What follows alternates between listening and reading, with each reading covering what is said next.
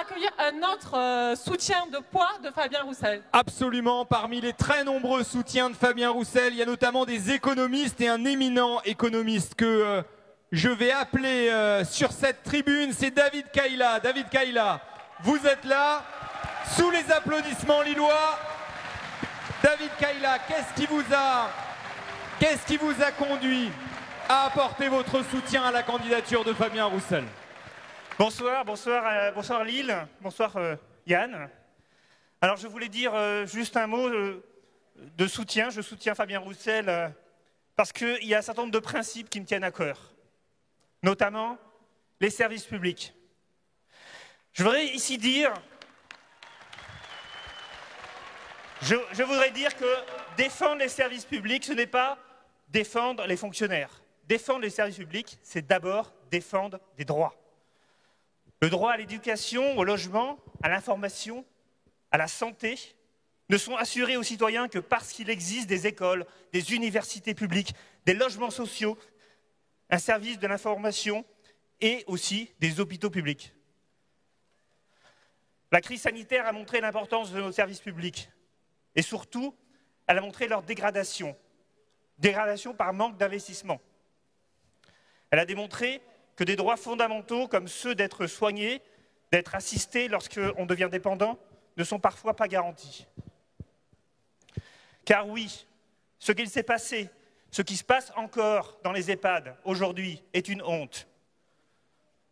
Non seulement la dépendance n'est pas prise en charge par un véritable service public, mais l'État n'est même plus capable de contrôler ce qui se passe dans les structures privées qu'il finance et auxquelles il a délégué la gestion de la dépendance. Orpea est un double scandale. C'est un scandale privé qui est marqué par une gestion inhumaine fondée sur la rentabilité maximale. Mais c'est aussi un scandale public. L'incapacité des agences régionales de santé, du ministère de la Santé, de l'État, à contrôler correctement ce qui se passe dans ces établissements gavés d'argent public est un scandale. Et il a fallu que ce soit le travail d'un journaliste indépendant qui révèle l'affaire. Mais qu'est-ce que l'État a fait des centaines de plaintes qu'il a reçues de la part des familles? Comment Emmanuel Macron peut-il dire dans son meeting « Nos vies valent plus que leurs profits » alors que lui-même, il n'a rien fait, alors que lui-même, il a délégué aux gestions privées, y compris la politique de santé, une société sans service public, sans justice, sans fonctionnaires pour contrôler et réglementer les pratiques. C'est une société sans droit, une société inhumaine. Moi, je veux une société humaine, une société de droit, une société de solidarité. Et c'est pour ça que je suis ici avec vous pour défendre fièrement la candidature de Fabien Roussel et le projet des Jours Heureux. Merci David Kayla, merci infiniment pour ce soutien qui nous va droit au cœur. Et d'autres soutiens ont s'exprimer ce soir ici à Lille. Absolument, et je leur demande de venir sur cette scène, Emmanuel Morel et Stéphane Saint-André. Je vous demande de les accueillir très très chaleureusement dans cette belle salle. C'est toi. Alors Stéphane, tu es coprésident des Radicaux de Gauche et tu as tenu à t'exprimer ce soir ici à Lille. Chers amis, ici à Lille, comment ne pas évoquer la mémoire de Roger Salengro et de Jean-Baptiste Lebas qui nous ramène à 1936 et au Front populaire, rassemblant radicaux et socialistes et soutenus par le Parti communiste. Comment ne pas évoquer la mémoire de Pierre Mauroy qui dirigea en 1981 le gouvernement de la France avec les communistes et avec les radicaux.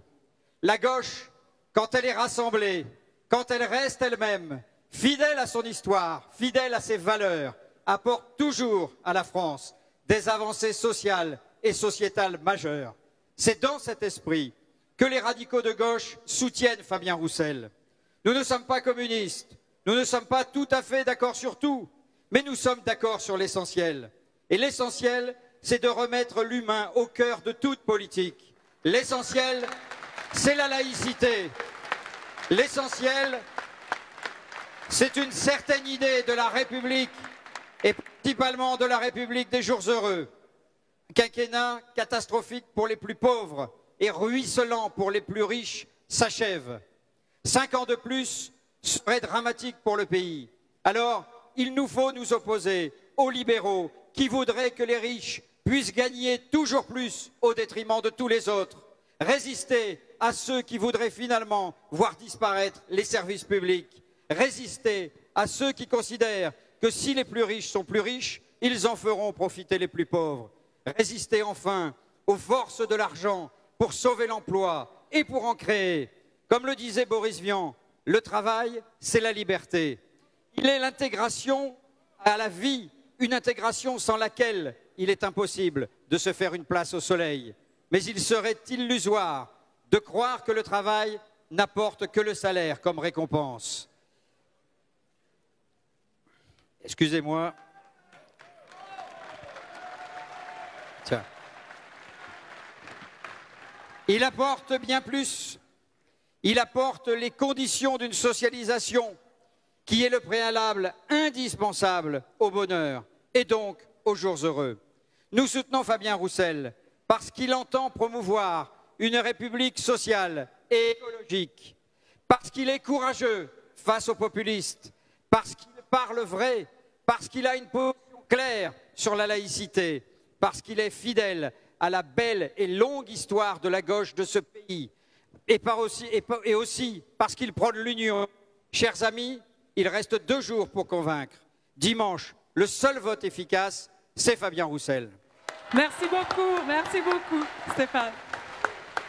Emmanuel, on est ravis que tu sois ici parmi nous.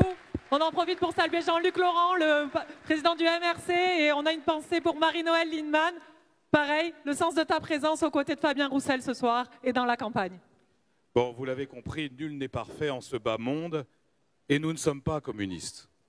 Et pourtant, nous soutenons Fabien Roussel parce qu'il a eu l'audace de proclamer le droit au bonheur, là où d'autres candidats, à commencer par le président sortant, ne nous promettent que du sang et des larmes, et notamment pour le monde du travail.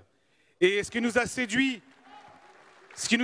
chez Fabien Roussel, et en venant, je pensais à une phrase d'un vieux parlementaire nordiste qui s'appelait Alexandre Braque des Rousseaux, il a d'ailleurs longuement collaboré à l'Humanité, qui disait « Nous, à gauche, nous n'avons pas besoin de surhommes, nous avons besoin d'hommes sûrs. » Eh bien justement, Fabien Roussel, c'est un homme sûr, solide sur ses convictions, intraitable sur les fondamentaux.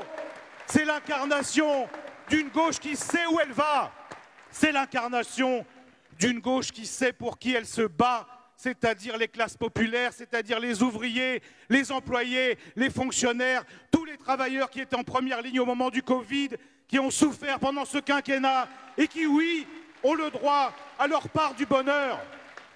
Alors le vote Roussel, c'est un vote utile.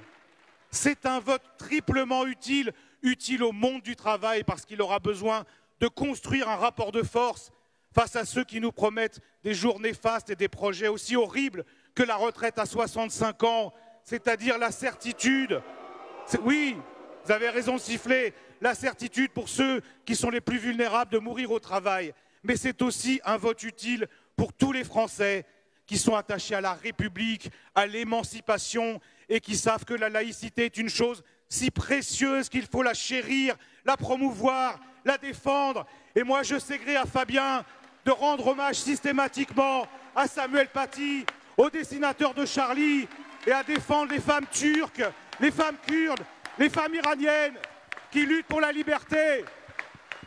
Alors oui, c'est un vote utile aussi pour la France et les Français qui aspirent à recouvrer leur souveraineté.